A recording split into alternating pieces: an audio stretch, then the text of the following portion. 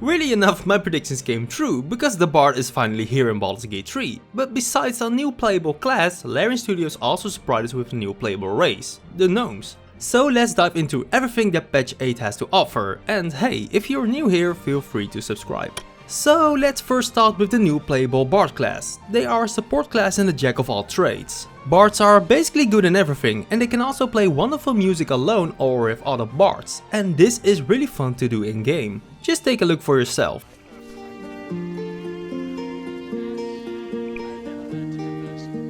Some unique features include bardic inspiration, like helping allies on their attack rolls. Bards also have two subclasses, the College of Lore and the College of Valor. The Lore bards are more focused on spellcasting, gaining spells from any class at later levels, and they can interfere with enemy attacks. The Valor bards are more martial, they can wear medium armor and shields, and their bardic inspiration also counts for damaging rolls for their allies. And then we have the new Gnome Race, where halfling are basically small humans. You can see the gnomes as small elves. They also have pointy ears and gain a bonus to intelligence, so they make very good wizards. The gnomes have 3 different subrace options. The forest gnomes can speak with animals and gain a bonus in dexterity. The second are the deep gnomes. They have superior dark vision, advantage on stealth checks, and also gain a bonus in dexterity. And last but not least are the rock gnomes. They have a bonus to history checks, carry a small music box, and gain a bonus to constitution. Their character customization options are unique and not copied over from the halfling, so you can go all out with creating new characters. Oh, and they are also very easy to throw as well. Other really cool features they added are overhauled cutscenes, character behavior, and character emotions. But let's pack them up together to make it simple. Some cutscenes were completely overhauled with a lot of more detail, making them cooler or adding small things that weren't there before. And hey, as you can see, it's definitely a nice change to have. The character behavior is that the party members in the background don't look so stiff anymore. They can copy what you're doing, so if you're looking around they don't stare into the void anymore, but also look to their surroundings. And you can see a lot of improvements here as well.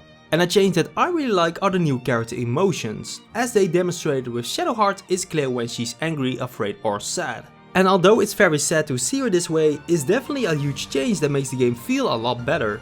What also makes the game feel better are even more UI changes. Patch 7 gave us a big overhaul, but it's even better now. Like when you click on a feature or spell that has multiple options, a new window pops up with your possible choices, making it easier to read and pick them. The long and short rest features are moved from the map over to the bar in the bottom as well under the rest button, and from there you can pick which one you like.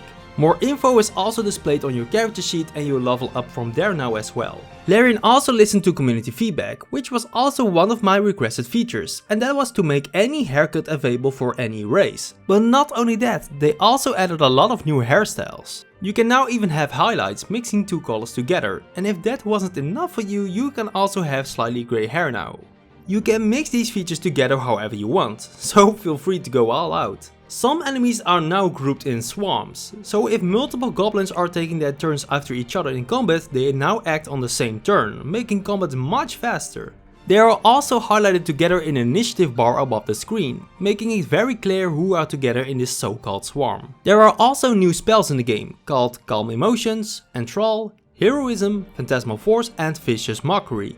But they also changed a very cool spell, Detect Thoughts. You now have this available as an option while in a conversation. Earlier you had to cast it before speaking to someone, but you didn't know when you could read their thoughts. With this option you now know when it will work and have an easier way of doing it. And now so many players are going to discover more dialogue options, which is very awesome. Other smaller changes are that the Ranger Beast Companions and Find Familiars now stay with you while resting and also heal on short rest. Expertise is now implemented for rogues and bards, doubling your proficiency bonus on a skill. You now also have the option to dig up treasure, if you have a shovel with you that is. You can find these treasures either by discovering them yourself or getting their locations through characters or quests. Then there's an overhaul to the sound system, making it clearer to hear some things and blocking sound coming from other rooms. Brazilian Portuguese is now a language option in the game. Ranged critical hits now have a better kill cam. Wizards have a special menu for their spellbooks. And last but not least, non-bard characters can also play instruments with the Performer feat, available at level 4.